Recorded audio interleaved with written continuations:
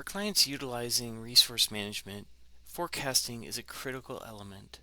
And in WorkOtter, we really talk about the supply versus demand of resources over time.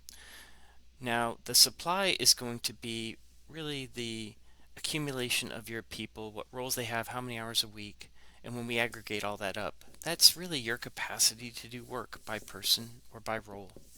So, what forecasting really talks to is the demand, and demand comes from projects. And in WorkOtter, we recognized very early on that some people build detailed project plans, others do not. But everyone still needs a way to easily account for the team members and to be able to predict what those team members will be doing over time so that you can create that demand and compare it back to the supply to get the resource capacity planning everybody needs. So let's get started learning how demand works within a project in WorkOtter. Here we are back in WorkOtter, and we're going to go to a particular project to see how to set the demand to a way that's appropriate for your style of work. So I'm going to go to this particular project, and within this project I have the ability to open up this little window at the top, which you've seen me do many times. And one of the things here is the forecasting drop-down. This is a critical drop-down because this really determines how this particular project will be forecasting. And I'm going to go through each of these options and give some examples of why you might want to use one versus another so that you best understand the way to set these forecasts. Now, if you're an administrator watching this, you can set these as a default for your users when new projects are created. So usually when a new project is first created in WorkOtter, it starts off with no forecasting, meaning we haven't built a plan, we haven't decided how this project will forecast, or even if it will forecast. So we don't want it accidentally generating and alarming people with demand that you didn't intend upon.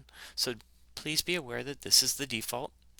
Now, the next level up from no forecasting is allocation to project as a percentage. Okay, so when I set this as the forecasting type, then what's happening is we are going to use a simple formula within the team to determine the forecast for this project.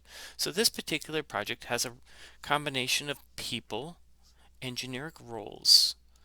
And what I can now do is a very quick peanut butter spread of forecasting just at this level, no plan required. Okay, how do I do that? Well, you have to, within the resources under this team tool, which you can see I've selected, there's a way to edit the team and there's a way to edit roles. Both of these have a similar capability where if I bring up the team, notice how each person has been established on this project for a month and has a percentage of their time or hours per week. Now you're welcome to change this, right? So I could say through the end of the year, instead of 25%, let's call it 33%. And notice how the system just calculated weekly hours.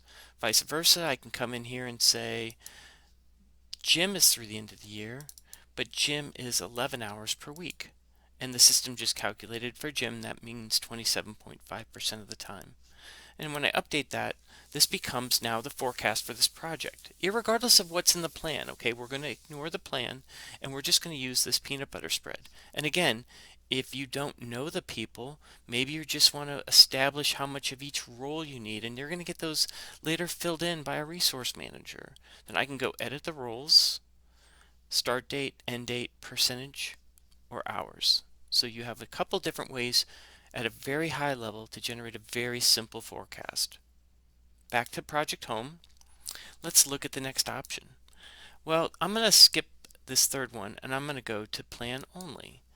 And what that entails, when you say plan only, now if I open up our plan, which I have here, we're telling WorkOtter to use this plan exclusively as the source of our forecast.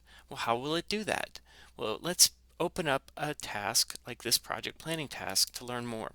So when you look at an individual task in WorkOtter, so I pull this up in a modal, notice how this task has a start date and an end date.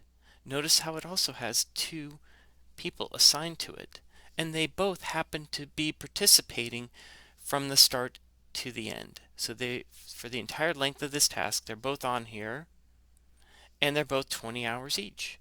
So what the WorkOtter system will do is spread those 20 hours over business days or over all of the days, if I allow weekends as yes.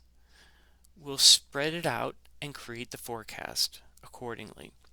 So that's how we will generate a forecast within WorkOtter if it's plan only. Okay, we will ignore the peanut butter spread and we're just going to use the plan. Now, I bet you know where I'm going back to next. We're going to go back to the home page and we're going to talk about that option we skipped. It says task else allocation to project. So it's a combination of these other two. How this works is a lot of times a project manager doesn't have the time to fully plan out a project. Maybe it's a long project, like a 1-year project.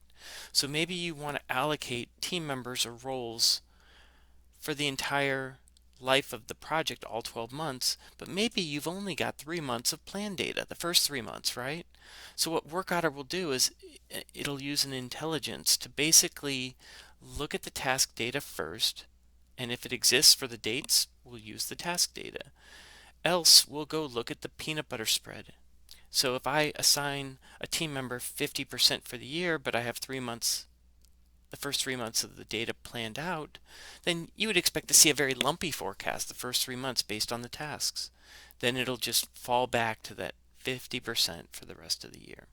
This is a very popular way to set the forecast. If you're not quite sure which one you like, it kind of gives you the best of both worlds.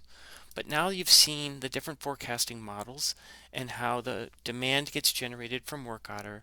So hopefully you can follow these videos and follow this approach to appropriately set the forecast for each of your projects.